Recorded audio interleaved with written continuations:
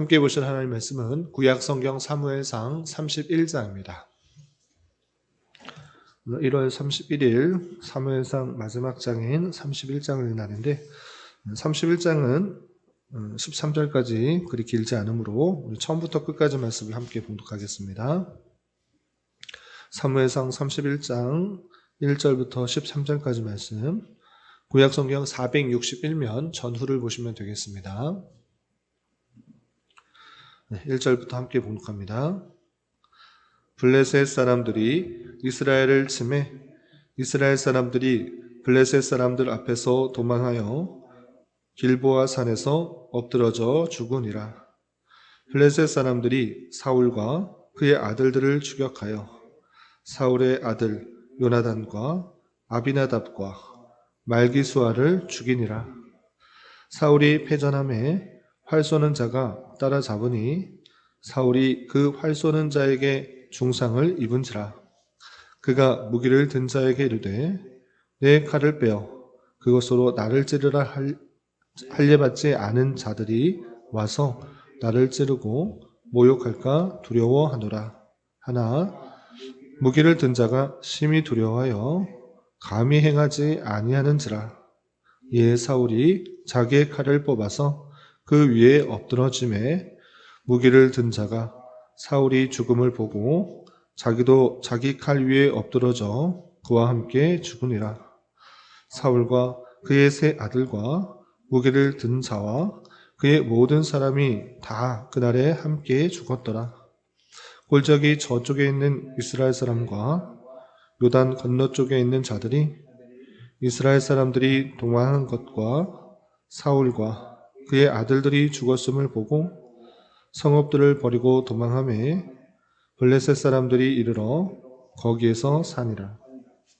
그 이튿날 블레셋 사람들이 죽은 자를 벗기러 왔다가 사울과 그의 세 아들이 길보아 산에서 죽은 것을 보고 사울의 머리를 베고 그의 갑옷을 벗기고 자기들의 신당과 백성에게 알리기 위하여 그것을 블레셋 사람들의 땅 사방에 보내고 그의 갑옷은 아로사 집에 두고 그의 시체는 벳상 성벽에 못 박음에 길르앗 야베스 주민들이 블레셋 사람들이 사울에게 행한 일을 듣고 모든 장사들이 일어나 밤새도록 달려가서 사울의 시체와 그의 아들들의 시체를 벳산 성벽에서 내려 가지고 야베스에 돌아가서 거기서 불사르고 그의 뼈를 가져다가 야베스 에셀나무 아래에 장사하고 7일 동안 금식하였더라.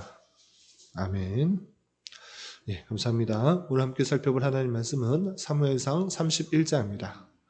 우리가 어제 살펴봤던 사무엘상 30장에서는 다윗이 블레셋과의 함께 전쟁에 참여했다가 블레셋 장수들의 만류에 의해서 다시 자신이 살던 시글락으로 되돌아왔을 때 시글락을 침략한 아말렉 족속들로 인하여서 많은 재산과 자녀들과 아내들이 빼앗긴 것을 보고 하나님께 묻고 그들을 되찾아오는 모습을 살펴볼 수 있었습니다.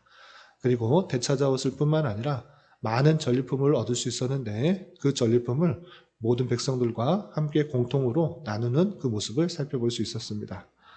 그리고 이어지는 31장에서는 이스라엘 군대가 블레셋에게 피하여 사울과 그의 아들들과 그 전쟁에 참여했던 모든 백성들이 죽게 된 모습과 사울을 장사 지내는 길르앗 야베스의 백성들의 모습을 살펴볼 수 있습니다.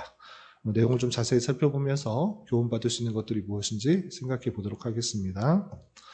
우선 1절, 2절 함께 보시면 블레셋 사람들이 이스라엘을 치매 이스라엘 사람들이 블레셋 사람들 앞에서 도망하여 길보아 산에서 엎드러 죽으니라.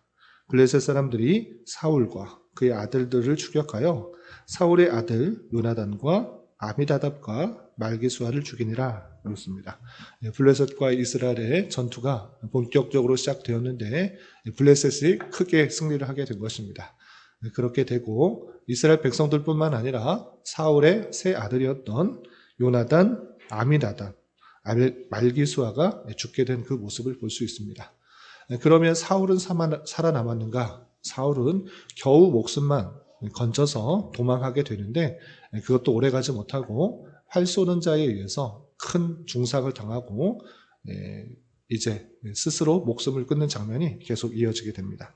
그래서 계속해서 보시면 3절 사울이 패전함에 활 쏘는 자가 따라잡으니 사울이 그 활 쏘는 자에게 중상을 입은지라 도망가다가 활 쏘는 사람에 의해서 큰 부상을 당하게 되는 것입니다.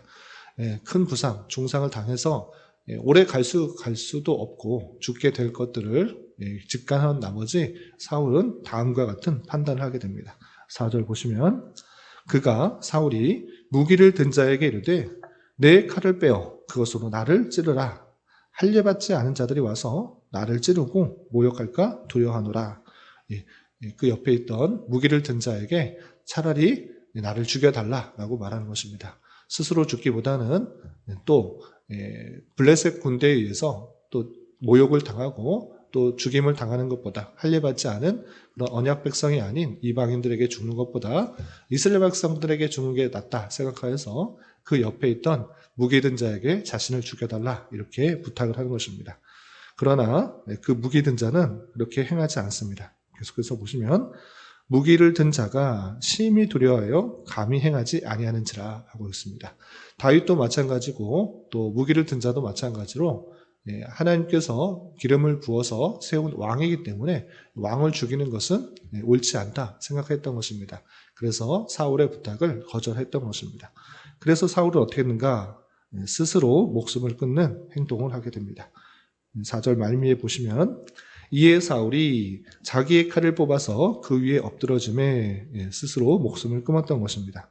그리고 그 옆에 있던 무기를 든 자는 어떻게 했는가? 5절 보시면 무기를 든 자가 사울이 죽음을 보고 자기도 자기 칼 위에 엎드려져서 그와 함께 죽으니라 라고 하면서 그 옆에 있던 무기를 든 자도 그 모습을 보고 자신도 왕을 구하지 못했다라는 그런 죄책감에 의해서 스스로 목숨을 끊는 일들이 발생하게 됩니다. 이렇게 6절에서 보시면 사울과 그 세 아들과 무기를 든 자와 그의 모든 사람이 다 그 날에 함께 죽었더라라고 하면서 블레셋에 의해서 이스라엘 백성들 참전하였던 모든 백성들이 죽게 된 안타까운 모습을 살펴보게 됩니다. 그리고 나서 어떤 일들이 있었는가라고 할 때 블레셋 군대가 그 사울의 그 시체를 가지고 모욕하는 장면이 이어지게 됩니다. 건너뛰어서 8절을 보면 이렇게 되어 있습니다. 8절 보시면 그 이튿날 블레셋 사람들이 죽은 자를 벗기러 왔다가 사울과 그의 세 아들이 길보아 산에서 죽은 것을 보고 그랬습니다. 블레셋 사람들이 죽은 자를 벗기러 왔다라는 말은 이제 전쟁을 크게 승리하였기 때문에 한 사람 한 사람 다 살펴보면서 전리품을 가지려고 하는 것입니다. 몸을 수색하고 다 확인하여서 돈 될 만한 어떤 것이라도 다 가져가기 위해서 수색하다가 사울과 그 세 아들이 죽은 것을 발견하게 된 것입니다. 그러자 어떻게 했는가? 9절 보시면 사울의 머리를 베고 그의 갑옷을 벗기고 자기들의 신당과 백성에게 알기 위하여 그것을 블레셋 사람들의 땅의 사방에 보냈다라고 하고 있습니다. 전쟁에서 보시면 적장에 목을 베어서 큰 승리를 거두었다는 것을 백성들에게 알리는 일들이 있었는데 블레셋도 마찬가지로 사울의 시체를 발견하자 목을 베고 그것을 그 백성들에게 자랑처럼 보여주는 그 모습을 보게 되는 것입니다. 그리고 사울이 입었던 아주 좋은 갑옷, 그 갑옷을 벗겨서 자신의 신당에다가 놓아두게 되는 것입니다. 그래서 10절 보시면 그의 갑옷은 아스다롯의 집에 두고 되어 있는데 이 아스다롯은 블레셋이 섬기는 그 신인 것입니다. 그 집에다 두고 자기가 큰 승리를 가졌다는 것을 감사하는 마음으로 자기네 신에 바치기 위해서 갖다 두었던 것입니다. 그리고 갑옷은 신당에 두고 시체는 어떻게 했는가? 벳산 성벽에 못 박음에 라고 하면서 성벽에다가 시체를 못 박아서 지나가는 사람들마다 다 보면서 누구든지 블레셋에 섬기지 않은 사람, 대항하는 사람들은 이렇게 된다라는 것들을 보여주기 위해서 이렇게 행하게 되는 것입니다. 그런데 이 소식을 이스라엘의 한 주민인 길르앗 야베스 사람들이 듣게 되는 것입니다. 11절 보시면 길르앗 야베스 주민들이 블레셋 사람들이 사울에게 행한 일을 듣고 모든 장사들이 일어나 밤새도록 달려가서 사울의 시체와 그의 아들들의 시체를 벳산 성벽에서 내려가지고 야베스에 돌아가서 거기서 불사르고 그 뼈를 가져다가 야베스 에셀나무 아래에 장사하고 7일 동안 금식하였더라 라고 있습니다. 쉽지 않은 일인 것입니다. 이스라엘 군대가, 왕을 지키는 군대가 블레셋에 크게 패고, 아니 전멸하다시피 전멸하고 그 시체가 성벽에 붙들려 있는 것들을 길르앗 야베스 사람들, 요단 동편에 있는 길르앗 야베스 사람들이 그 장사들이 그 위험을 무릅쓰고 그곳에 가서 시체들을 가지고 장사하였다. 쉽지 않은 일입니다. 그럼에도 불구하고 이 길르앗 야베스 사람들은 어떻게 이렇게 할 수 있었는가라고 할 때 길르앗 야베스가 사울에 의해서 큰 도움을 받았기 때문입니다. 우리가 사무엘상 11장에서 길르앗 야베스 사람들이 암몬 사람 나하스에 의해서 큰 어려움을 당하고 있을 때 이 사울이 왕으로 처음으로 기름 부음을 받고 이스라엘 백성들을 다 모아서 길르앗 야베스 사람들을 도와주었던 그런 일이 있었던 것입니다. 그 은혜를 받았던 것을 기억하며 길르앗 야베스 사람들은 위험을 무릅쓰고 그 적진에 들어가서 성벽에 달린 시체를 가져다가 장사를 지내주고 주는 장면이 마지막에 이어지게 됩니다. 이 내용이 31장까지 이어지게 되는데 이 내용을 통해서 교훈받을 수 있는 것들을 생각해 보도록 하겠습니다. 이스라엘 백성들 그리고 하나님께서 세우신 사울과 그의 아들들이 모두 죽게 된 그 모습들을 우리는 살펴보게 됩니다. 이 말씀을 오해하여서 하나님의 능력이 없으셔서 이스라엘 백성과 그의 왕들, 그의 자녀들까지 죽게 되었다. 이렇게 생각해서는 안 될 것입니다. 우리는 앞서서 사울의 부패와 타락한 모습들, 얼마나 완악한 행동을 했는지 분명히 보게 되었던 것입니다. 하나님께서 그를 왕으로 세우셨을진데 그 왕으로서의 모습을 한 것이 아니라 하나님의 말씀을 순종하고 그 뜻을 펼쳐야 될 하나님을 대신하여서 그 온전한 통치를 해야 될 왕이 하나님의 마음을 알아들이지 못하고 하나님의 뜻을 온전히 순종하지 못한 그 모습을 보게 되는 것입니다. 어떤 일들을 했습니까? 첫 번째로 그는 하나님께서 주신 왕의 역할로서 제사를 드리는 것은 왕의 역할이 아닙니다. 그럼에도 불구하고 사무엘이 늦게 오자 자신이 마치 제사장인 것처럼 제사를 드리는 그런 일을 했을 뿐만 아니라 아말렉을 진멸하라는 하나님의 말씀이 분명히 선포되었음에도 불구하고 아말렉을 진멸하는 것이 아니라 왕도 살려주고 그 아말렉이 갖고 있었던 소와 양 중에서 이것은 제사 드리기 위해서 백성들이 가져온 것입니다 라는 핑계를 가지고 온전히 순종하지 않고 살려둔 그 모습을 살펴볼 수 있었습니다. 그리고 하나님께 기도할 때 하나님께서 응답하시지 않자 신접한 여인에 가서 사무엘을 불러오리라 라고 하는 신앙적이지 않은 미신적인 행동을 하는 그 모습을 볼 수 있었습니다. 그리고 많은 기간 동안에 통치를 하는데 올바른 통치를 하는 것이 아니라 다윗을 죽이려고 많은 군대를 이끌고 거의 10여 년이라는 시간 동안에 다윗 죽이고자 계속해서 쓸데없는 행동을 하고 있는 그 모습을 보게 되는 것입니다. 이런 것을 통하여서 하나님께서 이스라엘 백성들을 지키시지 못한 것이 아니라 하나님께서 그 백성들의 완악함들, 특별히 사울의 완악함을 심판한 내용들이다. 우리는 이렇게 생각할 수가 있는 것입니다. 하나님께서 세우신 첫 번째 왕의 그 모습, 너희들이 그렇게 원했던 그 왕을 세웠더니 어떻게 되는지를 우리는 목도함으로 말미암아 사무엘 상의 전체 주제와 같이 우리의 왕은 오직 한 분 하나님, 삼위일체 하나님만을 참으로 왕으로 섬기는 자가 되어야 될 것입니다. 그럼에도 불구하고 하나님께서는 각각의 이 땅에서 각각의 사람들을 세우고 지도자의 역할을 주시기 위해서 각각의 권세를 주시는 것을 보게 됩니다. 그러할 때 우리는 크고 작은 권세를 받게 되는 것입니다. 하나님께서 주신 그 권세를 받은 자로서 어떠한 삶을 살아가야 되는지 아주 큰 교훈을 받는 것입니다. 사울과 같이 왕이 되었다고 해서 하나님을 왕으로 모시는 것이 아니라 자기가 모든 것을 할 수 있는 것처럼 왕의 행세를 하고 있지는 않은지 되돌아봐야 될 것입니다.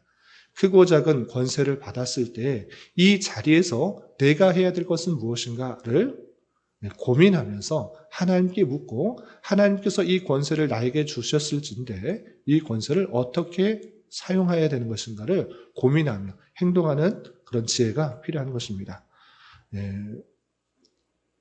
광고 문구처럼 내 인생은 나의 것이 아니라 내 인생은 하나님의 것이라고 생각하면서 하나님께서 이 권세와 이 자리에서 주신 이유가 무엇인지를 고민하면서 내가 원하는 대로, 내 욕심대로, 내 마음대로 행하는 것이 아니라 하나님께서 원하시는 삶이 무엇이고 하나님께서 원하시는 뜻이 무엇인지를 잘 깨달으며 하나님의 그 뜻을 순종하며 주님의 뜻을 이루기 위해 힘쓰는 그런 모습들이 되어야 될 것입니다. 이런 모습, 이런 교훈에 따라 우리에게 주어진 자리에서 하나님께서 원하시는 것들이 무엇인지를 잘 생각하며 하나님의 선한 도구로만 쓰임받을 수 있는 저와 여러분이 되시기를 주님의 이름으로 부탁을 드립니다. 기도하겠습니다. 하나님 아버지 감사합니다. 오늘 말씀을 통하여 이스라엘 군대가 블레셋에 패하여 사울과 그의 아들들과 그와 함께한 군사들이 모두 죽게 된 말씀을 살펴보았습니다.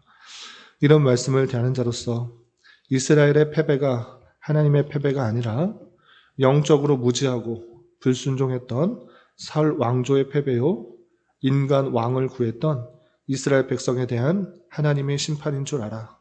삼가 조심하여 우리의 참된 왕이신 여호와 하나님만을 참으로 믿고 의지하고 순종하며 섬기는 자라 되게 하여 주시고 하나님의 마음에 합한 자, 하나님의 뜻에 합당한 자가 될 수 있도록 날마다 노력하는 자 되게 하여 주시옵소서. 주님, 2025년도는 세움의 해, 평안하여 든든히 서가는 교회로 표어를 정하였습니다. 개인적으로나 교회 전체적으로 주님의 말씀에 근거하여 평안하여 든든히 서가는 은혜가 있도록 은혜를 더하여 주옵시고 특별히 우리 교회를 긍휼히 여겨주셔서 하나님의 말씀이 온전히 선포되며 그 말씀으로 힘을 얻고 위로를 얻어 주님께서 원하시고 주님께서 찾으시는 교회로 온전히 성장할 수 있도록 은혜를 더하여 주시옵소서. 주님, 오늘로 설 명절 연휴가 마쳐지고 일상의 삶으로 되돌아가게 되는데 힘들고 어려울지라도 각자의 자리가 주님께서 보내주신 자리인 줄 믿고 주님께서 원하시는 삶을 잘 훈련하며 주님의 뜻을 잘 실천하는 선한 도구로서 살아갈 수 있도록 은혜를 더하여 주시옵소서.